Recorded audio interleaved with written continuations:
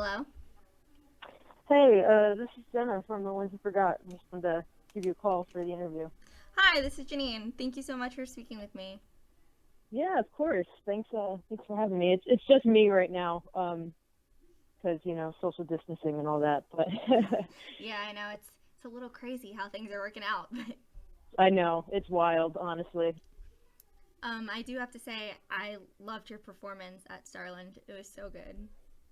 Thank you. Oh my God, playing there is so awesome. So, I appreciate it, and thanks for honestly for reaching out after, because that's always really cool. I meet like so many people like after we play there, so it's always like a really awesome experience. Yeah, my friend and I were there and we were like, "Oh my god, they're fantastic people and you guys are kind of local." So, like like people need to know about you and I had to reach out. I know like the email Cool. was literally while we were standing there, but That's awesome. so do you mind telling me a little bit about you? We're going to start with a fun fact. Yeah, sure. Let's go for it. Um, so I'm Jenna. I'm the lead singer of the band, obviously. Um, I guess I'll kind of give you diving in, I guess, just to the history of the band. So, um, as far as music goes, music has obviously been a huge part of my life for a very long time, like dating back to since like, I was singing in like chorus when I was like, 7 years old in elementary school and stuff. Um, so music, going to shows and all that as I got older, became a big thing in my life. But I had this really big problem with stage fright. So eventually, getting into high school, I was going to shows a lot at this point, and I was really, following my favorite bands. And the only thing that I really liked, and I came across Matt and Ferd, who had no mutual friends, and they're like, "Let's jam, we're gonna do this."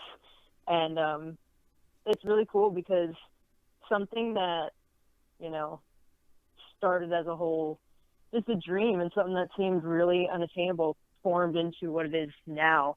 Um, but as far as about me, music, obviously that's the number one thing, but just art in general, and I think that's why I always really kind of gravitated towards the whole music thing, was just I love creating things. I love just working on projects and starting something from the ground up, especially if it's something you can physically work on, with your hands, or just something that really uses the brain in so many different ways. But I feel like that's, if I ever like say anything about me, that'd be the main thing. Just I love making things, and it's so cool when you have something and you kind of look at the finished product and you're proud of it in so many different ways.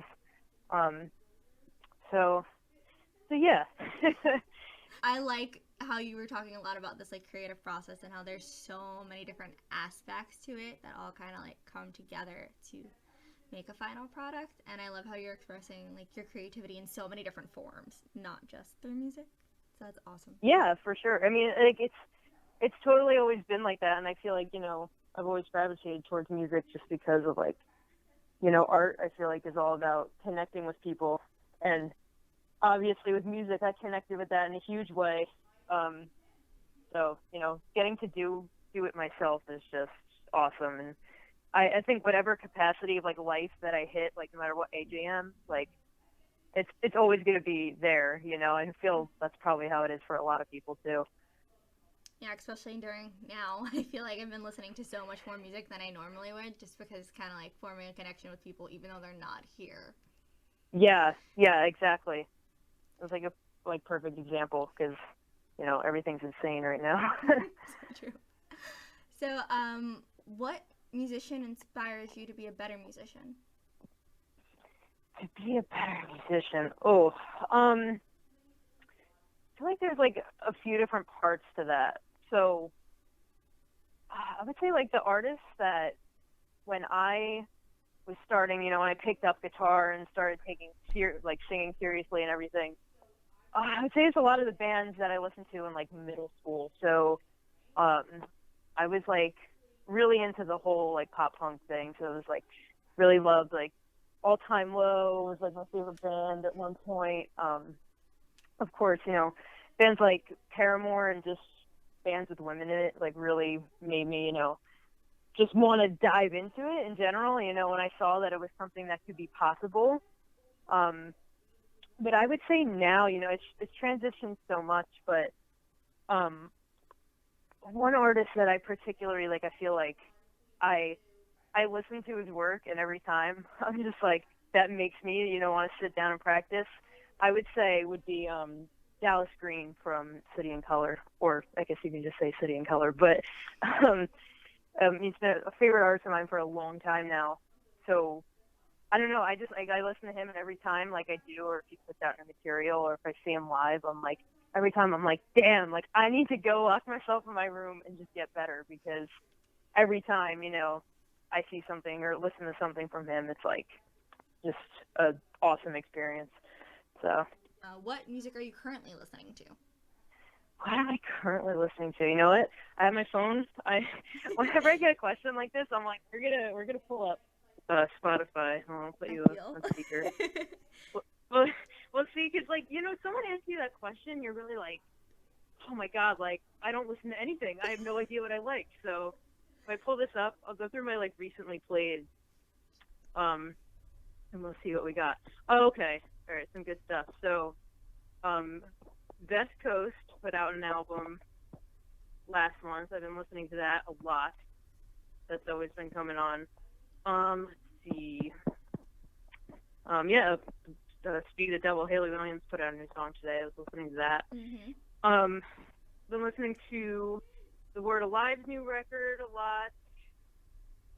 New Boston Manor. I'm waiting for that album to come out. The 4 songs that they have so far is freaking awesome. Let's see. I'm literally just, like, scrolling through everything here. There's City and Color again. And Paris put out a new song too, which I was listening to. That was pretty sweet. But yeah, like a lot of stuff. That was in my recently played though. So I think that's a good place to start. My recently played is always like my on repeat. It's like literally what I listen to. I get in the car for like, a month, and it's like the same like 4 albums that I only listen to because I don't know. Once like a record hits you like that, it's just like it's the only thing you want to put on. If it's like a single, it's like the first like song on the record and it's out for like a month, and then the album comes out, like it's like I love this song to death, but now I'm gonna kind of listen to everything else. Yep. And anytime I listen to the record in full, I'll skip that one I already listened to 500 times. Yep. but yeah, I totally I'm just like that. If I find it and I'm into it, that's what I'm listening to, consistently until I get sick of it. Speaking of music that you listen to, you're going on a road trip. What are 3 songs that must be in your playlist? Ooh, let's see. I really like. I was in the process of making this playlist, and of course I never did it because I never got around to it. But now that I'm locked inside my house, I'll probably do it now. There was like specific songs I had that I thought were like perfect to like driving to a sunset. But like it's specific, like it's driving, but the sun has to be setting. And I know it included. Maybe I did start it. Hold on, we're bringing up Spotify again. Totally fine.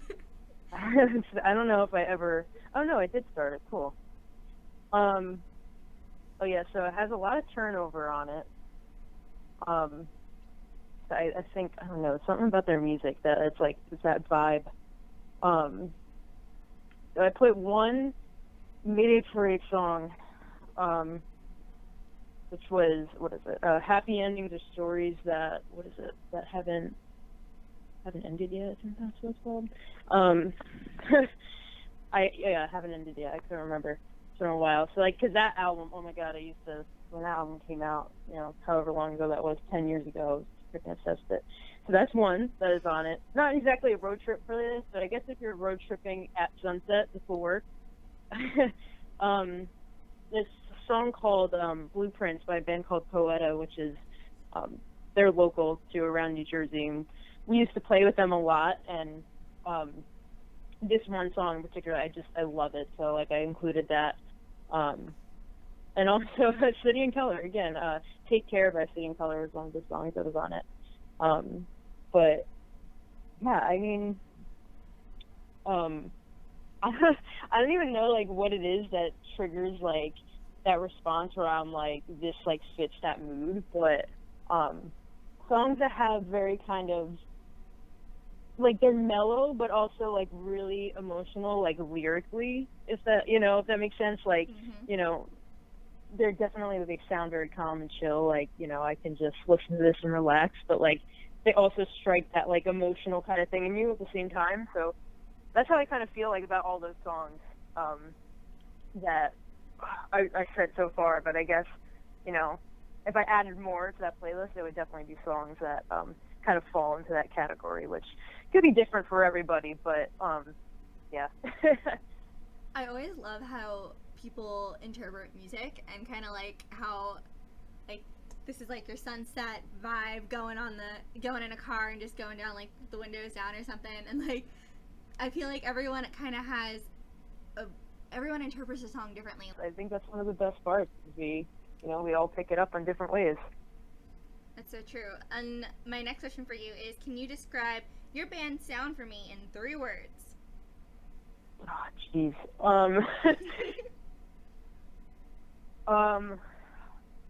Let's see.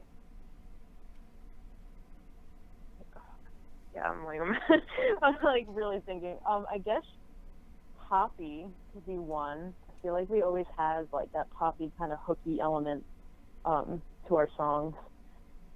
I'm gonna make no, that doesn't work. Okay, wait, we got poppy, upbeat.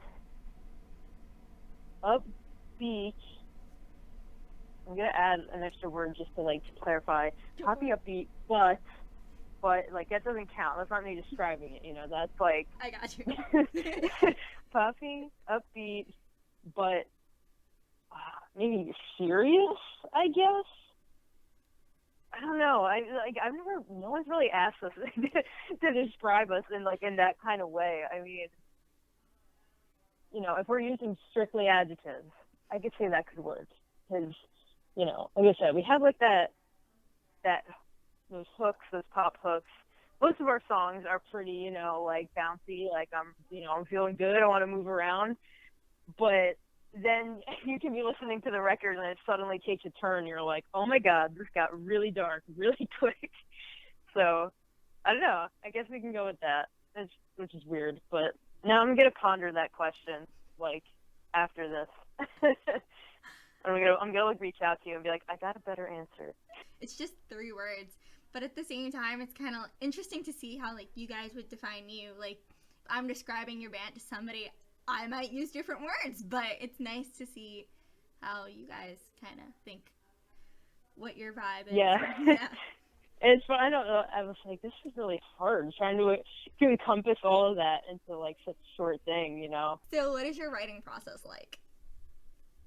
All right. So it's kind of evolved a little bit over, the course of the band, but normally how it works is me and Ferd, we're like kind of the main songwriters in the whole thing. Ferd most of the time will like kind of structure out a song and like really put together like all the instrumentals and like everything kind of just laid out, and then he'll literally like fire it over to me and he'll be like, what do you think? And normally at that process, if we like show it to the band or myself, we kind of we'll almost like repurpose it, restructure it. Like we'll kind of look at the song, what do we like, what do we don't like. If it's perfect, we'll say, it's good.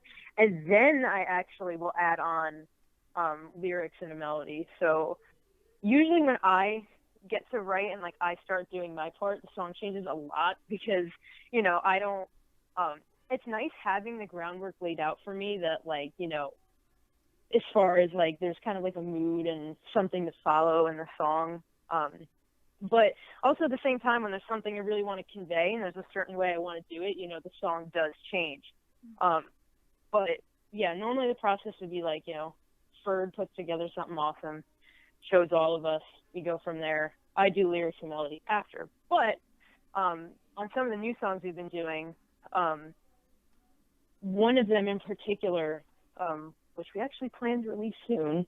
I'm not sure when now because the world's falling apart, but when a time comes, that song I actually was the first time I presented a full song to the band. And when I write songs on my own, they're normally something I just kind of, keep for myself, or, if I ever plan to put out songs, like as another project, I kind of keep them there. But this was the first time, like, I wrote out, like, basically the whole thing, and I played it for them, just on an acoustic guitar, like at practice one day. And that was a really cool experience because I had never done that. And as much as, like, I love songwriting, it's really, really hard for me. Like, it's probably, I think it's the hardest part about being in a band, other than booking, because booking can be really annoying. But I feel like, writing is something I love, but it's such a, like, it's painstaking for me, it takes a lot out of me. So,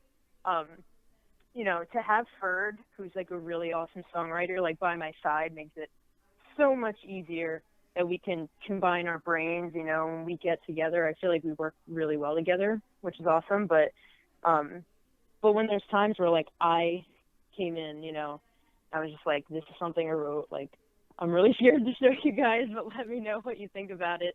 But even so, like, when we did our EP Too Afraid to Say, some of the songs on there was literally like, Ferd had a really basic idea, and then we went to practice and we just jammed, and we all came up with something together. So it really takes up so many different forms. It's different for every song, and I feel like most songwriters will say the same thing. Like, there's kind of like a basic blueprint process to how we write, but at the end of the day, it could be like every song we write is completely different process from the next.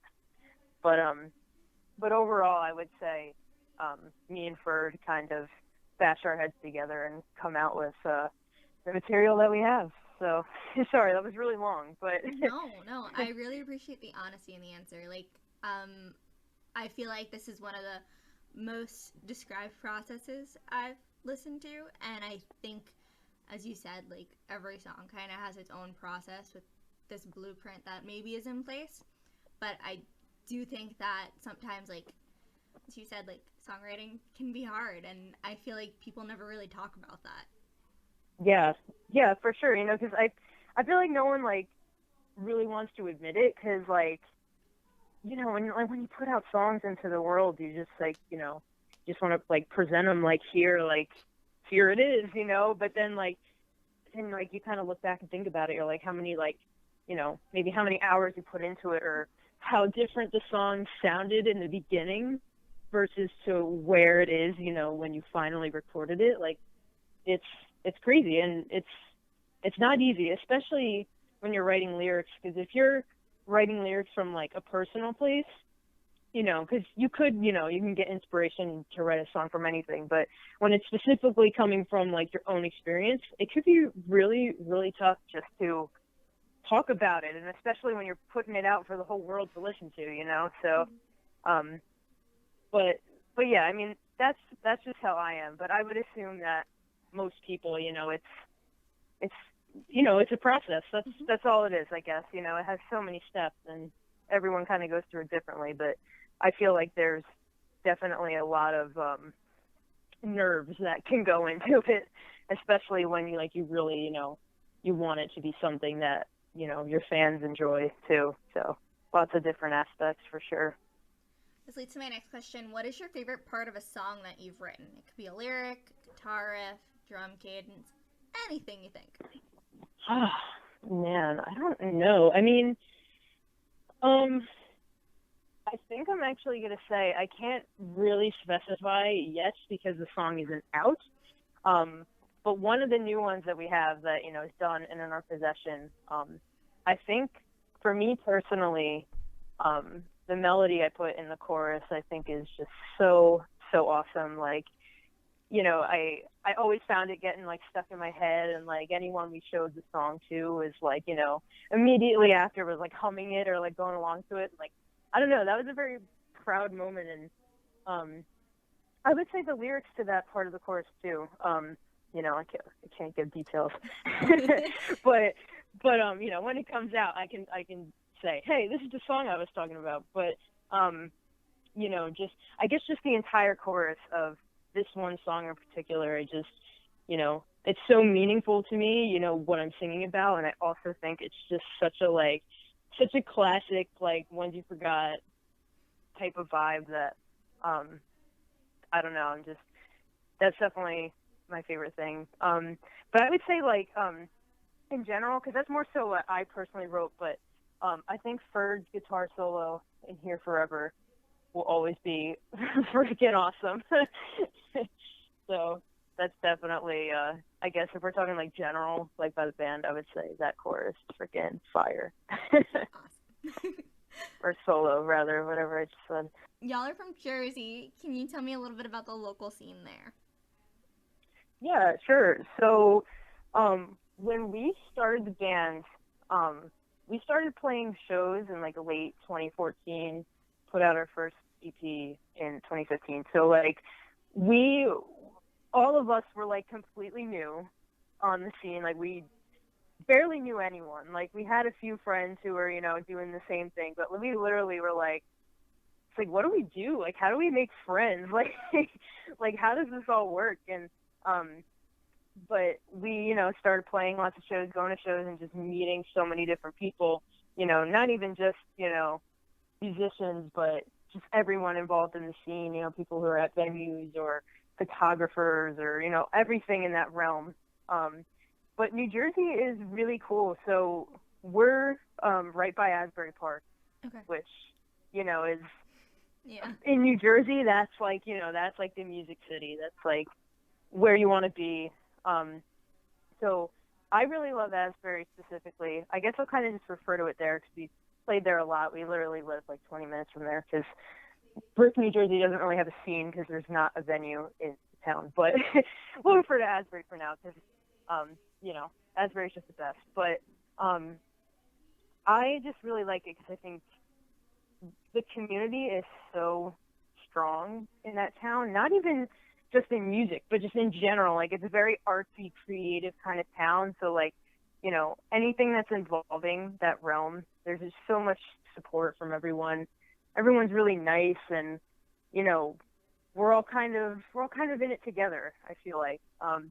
The cool thing with Asbury is, there's venues of all sizes. You got, places like, the Stone Pony or House of Independence, which obviously fit much larger groups, but then you have places, like the Saint or the Music Foundation, everything, that are, smaller vibes that, I think the city opens opportunity for musicians of all kinds, all sizes, whether they've been doing it for 5 days or years.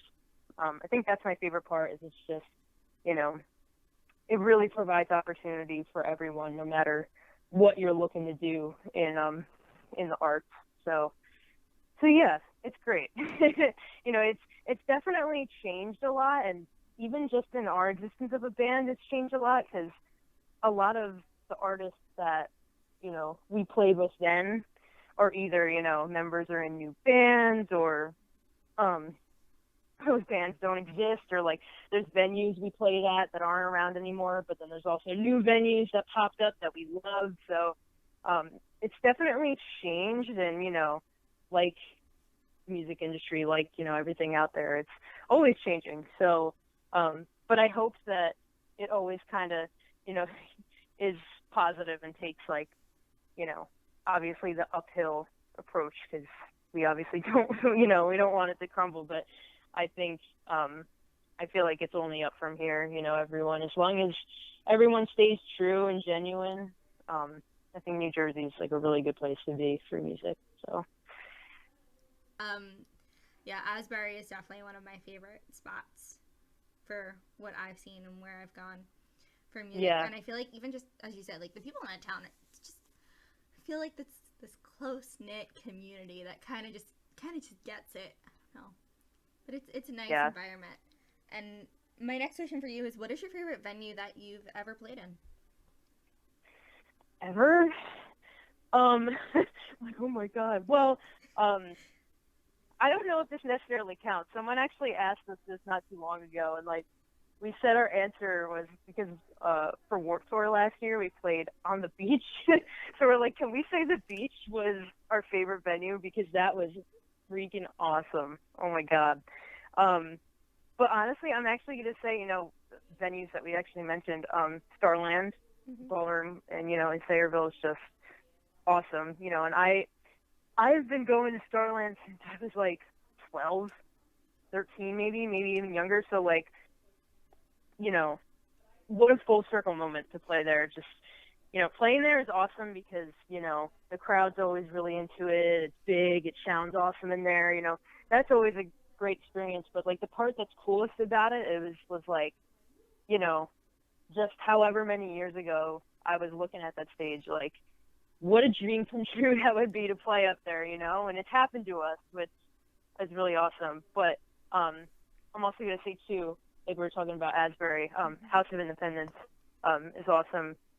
We've played there a few times. One of the shows is actually our EP release in 2018, which was, of course my answer is going to be, it was awesome. But, like I said, and that brings in the whole Asbury aspect, it's the community there is so great. So playing on that stage is really cool because, it makes you feel like you're kind of, you're a part of, everything awesome that is happening in that town. So, yeah, I guess that was 3 venues, I guess, technically, but but you get the idea. It's kind of like you're part of a bigger community and impacting them in so many different ways through just like these connections with these venues or playing at these venues, because you're going to be impacting so many different people. And like, as I like to tell my friends, I plug bands all the time and I don't shut up about them. So this word of mouth thing and just like being local, yeah, it's fantastic. It's so important, no matter how huge the internet becomes, honestly, like you physically telling someone like, yo, like you've got to check this out right now, like that means more to someone than someone just posting about it, because they're directly saying like, I think you will like this artist, So it's such a like more personal thing that like I feel like no matter what, that'll always be more powerful than like a social media post, It's also like this human connection because like music is so personal to begin with, and then like having somebody tell somebody else, hey, like you'll like this band or you might like this song or this artist or whatever it may be, it's reinforcing this personal connection. So. Yes, of course. So you mentioned social media sites. I want to know what your opinion of streaming platforms like Spotify are. Oh God. Well, I feel like there's 2 ends to it. So I think these platforms are really great because I think it makes it accessible for, anyone to not only, listen to music, but also, upload their music to it. Like, I feel like the whole streaming thing, as much as it's done things, like, obviously artist revenue is a lot lower and, it's like things in that realm, of course, really suck. But I feel like it also makes it possible, like there was a time where, if you wanted to, quote unquote, make it in music, you had to have a label or a manager or a booking agent, yada, yada. I feel like streaming services like this where you can go in and, and just put your music up there, like that gives so many artists, the chance to be heard in a way that might not have been possible, however many years ago. So I think that's really good because I think it just provides the opportunity for anyone to say, I wrote music, I'm going to, put it on for the whole world to see. I think that's really cool. But I do think, it's kind of weird because now, like, for an artist to make money, it's, it's touring, it's merch, it's all those, other kind of things when you would think that, well, if it's, an artist, they make music, so their money should, come from the music, which isn't really the case anymore. So I feel like that could be a little weird to navigate, but, like we were saying before, the industry changes so much that I feel like these are just things that artists adapt to. And, you can totally choose, like, whether or not you want your music to go up there. But I feel like, in the end, if your music isn't there, you're only hurting your chances of being heard by, your next like biggest fan or just someone who will enjoy you.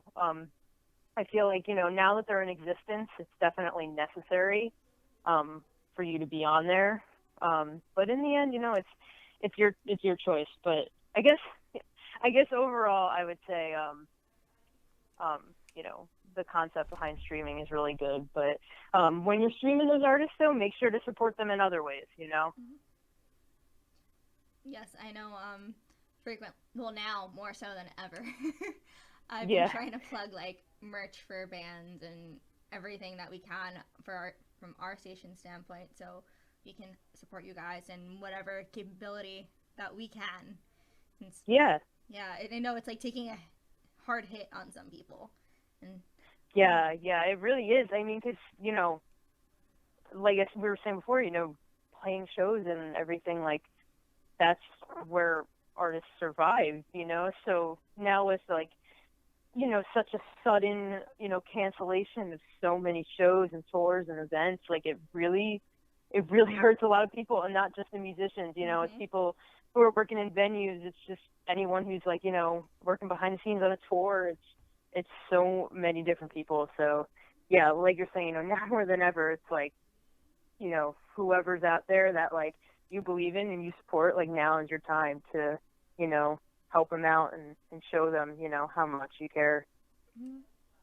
So this actually leads to my next question. If you could change one thing about the music industry as it is today, what would it be and why? I could change one thing. Jeez. I don't know. I mean, I guess, like any industry, there can be like, I guess like those kind of underlying, like, how can I describe this? Sorry, I'm really thinking. I'm like rubbing my chin right now, thinking.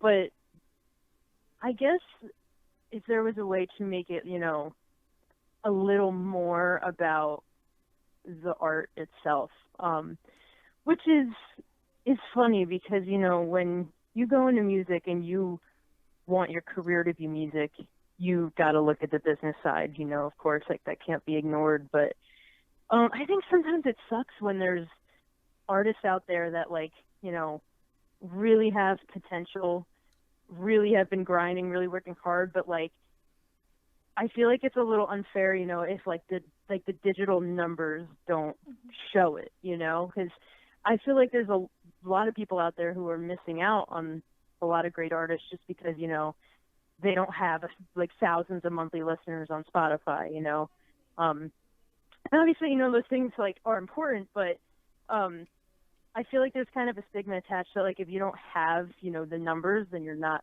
good enough. Mm-hmm. And I think that sucks, but like I said, I get it for the business aspect, and especially if you're, a label or whatever, and you're investing in a band, you want to know that, what they have is already happening. But at the same time, it really is a bummer, and especially for like, an artist, they put out a new song, it doesn't get as many plays as they were expecting, and it's like all of a sudden, you can feel a little crushed about it, and that sucks. I kind of wish that wasn't a thing, even though that's like virtually impossible. That's always going to exist. But I guess if I could adjust that in some way, that would be really, really great. But probably impossible. Sometimes I feel like for Spotify, how it lists that monthly listener count or like by city, I feel like it shouldn't be public to the listener. Like it should be private to the artist. Because I feel like that sometimes plays this role in how people perceive different types of musicians. And I feel like if you just like the music as the music is, it really shouldn't be commodified in this aspect of, oh, I have to have a certain number of listeners, or, oh, this song is super, super popular, but like the other stuff maybe not so much. Like, I feel like all of that should be private, not. Yeah.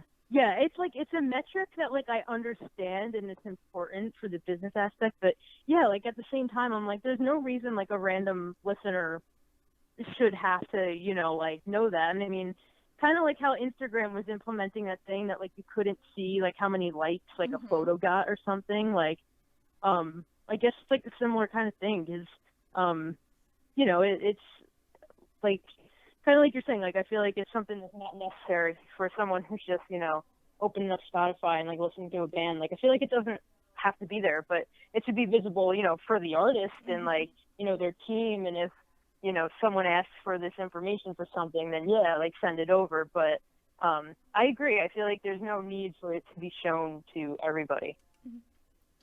So my next question for you is one that we've been asking every single person that we've interviewed, and I'm gonna be 100% honest. This is a kind of tough question because there's so many different components to it. Oh So no. I'm sorry.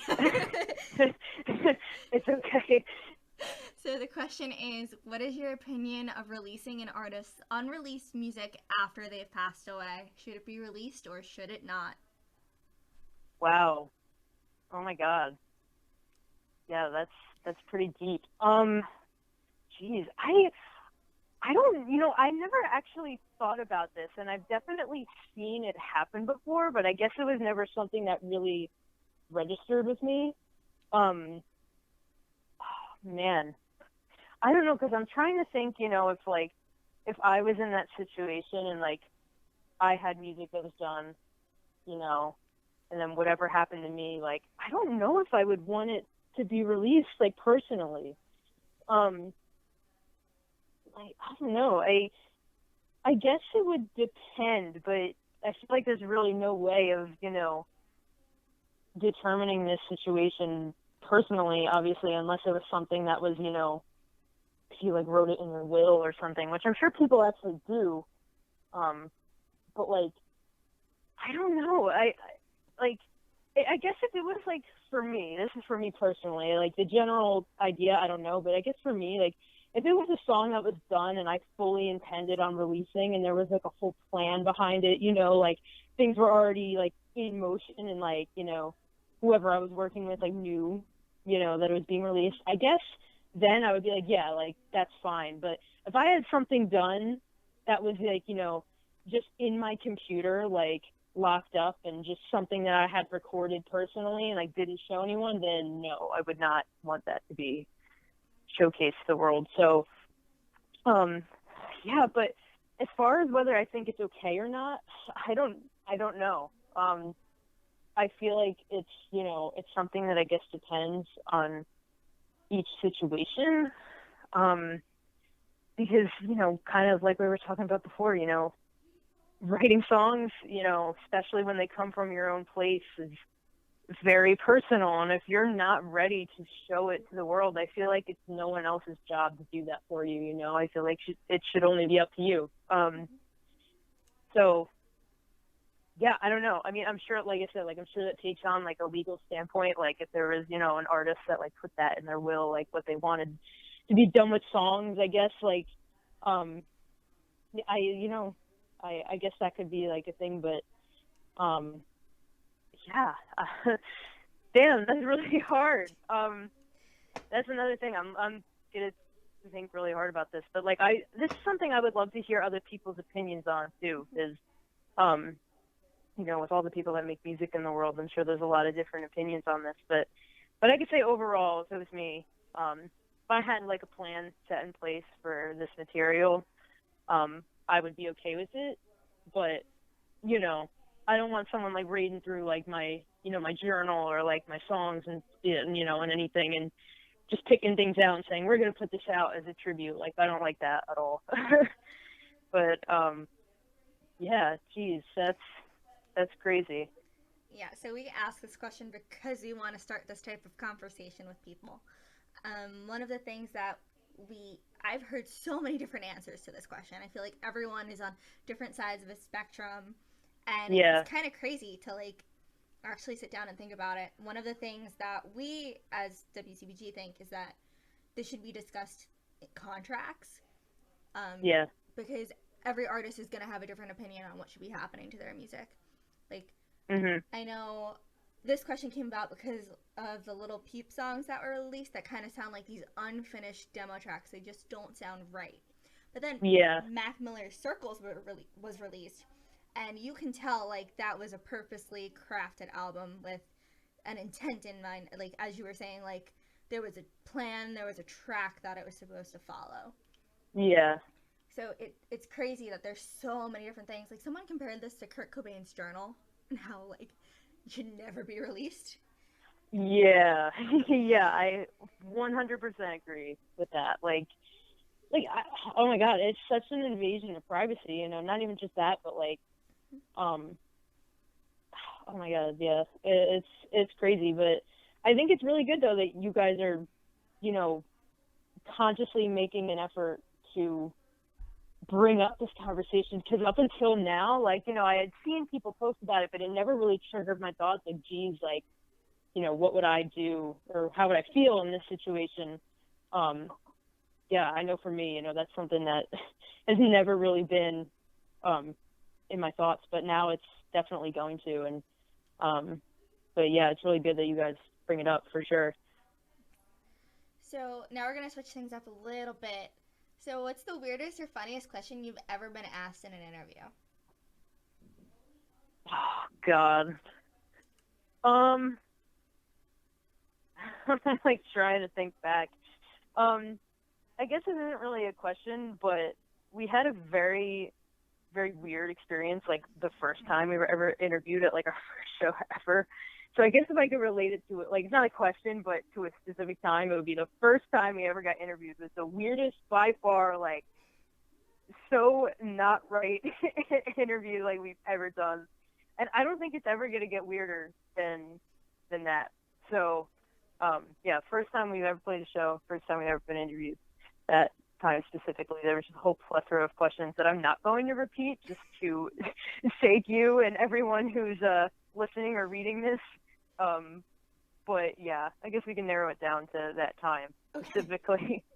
So we have a question that we like to ask that was asked at our freshman orientation, and it is, if you could be any utensil in the kitchen, what would you be and why? I think I've answered this before. Like, I think a friend has asked me, and I think I said like a spork. Which, I mean, I don't think people really keep sporks in their house. I know I don't own a spork, but you know, there's normally like a plastic utensil. But I guess I would say that, you know, there's multi uses. You can, I don't know, you know, you're picking up food, but you're also kind of like, you know, you can scoop it, and I don't know. I feel like the spork is very versatile, so we'll go with that. Okay.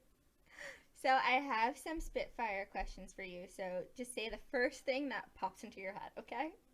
Oh God, okay. Favorite color? Blue or green? Favorite book? Favorite book? Mm-hmm. All right, well, maybe I won't do favorite book, but I'm reading right now. I'm doing Outliers by Malcolm Gladwell, so we'll say that's my favorite book right now. Even though I didn't finish it. Sounds good. Favorite TV show?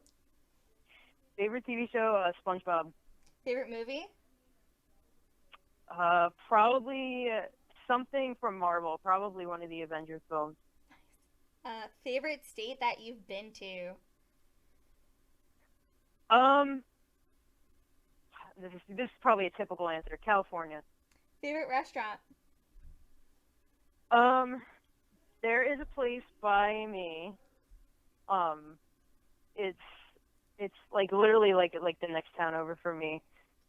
It's called Wharfside, and it's like it's a restaurant that's like on the water, and overall the food is just okay. Like it's just whatever, but I have a very like fond memory of going there because me and my mom always go there like when it's like nice out, and then like they open the outside, and this restaurant, they have these like corn fritter things, and it's like these fried like dough ball things. It's so freaking good. Like that's the best part, you know. I go there, eat the food, I'm like, all right, this is pretty good. Like it's nothing to die for, but I just getting the corn fritters and hanging out there with my mom. That's Wharfside. That's it. That's such a nice memory. I love that. What do you do when you're not writing music or performing? Oh, so there's two different things I like to do. Play video games. I do that a lot, especially at night, and I stay up way too late than I should. Um, I like creating like visual art too. So like I like to draw. Right now I've really gotten into like collage art. So I've been like ripping up old books and like pasting things and stuff. So that's taking up a lot of my time. But I also like to just, go out. I love to go, walk on the beach. I love to hike. Um, do like outdoor activities and kayak or like go to the park and like shoot hoops. Like I love physical like outside activities too, and that's why I love like the warm weather so much. So hopefully it gets a little bit warmer soon. It's getting there though. But yeah, I would say those are probably like my top things I do when music is not in the picture. You mentioned video games. Do you have a favorite? Yeah. So normally what I play all the time is Destiny 2. Um, just because I just love that game and I have so many friends who play it. And you can play with up to 6 people at a time. So it's really fun to get all your friends on at once and to go on and play. So that's definitely what I play the most right now. And I think all time, my favorite video game is probably Spyro. That's like the one that I've literally been playing since I was like 4 years old. So So my last question for you is, what are your goals for the new decade of 2020? my goals. Well, for I would say for the band in that realm, definitely want to get our new music out. Hopefully, get on the road again. Hopefully, everything goes back to normal. But that I think is my main goal there. Just to these songs are ready. I just want the world to hear them so bad. We're right there. Hopefully get back to the studio and record some more so we can drop an EP. To musically, those are my goals. Um, I guess if we're talking like if I was thinking about what I said for like New Year's, it would be like drink more water, which I've been failing at. um, so like just kind of staying, active, going outside more, just soaking in the sun because I feel like whenever, as much as I love doing activities outside, I feel like I don't get to do it nearly enough as much as I want to. So really making that a move for the year, and and this might be cheesy, but just to be positive and and try to be happy and just be more optimistic and look on the bright side of things because it's so easy to kind of get stuck in habits like that. Anything that's negative, but and that applies to everything. That applies to doing the music thing. Whatever I guess is in my life. Just to keep going and pick your head up through all the BS that happens. I really enjoyed talking to you, and I really appreciate you taking time out of your day to talk to me. Yeah, of course. Thank you so much. Yeah, I really appreciate it, and I'm glad. I think it's really cool that when you saw us, you enjoyed it enough that you decided to reach out and make us a part of your show. Because that's really cool. And it's probably one of the best things about doing this is you meet so many people, and we just really appreciate it. So thank you. Thank you so much. Okay, well, I hope you enjoy the rest of your day. Thank you. You too. I'll keep in touch. All right. Take care. Bye bye. Bye.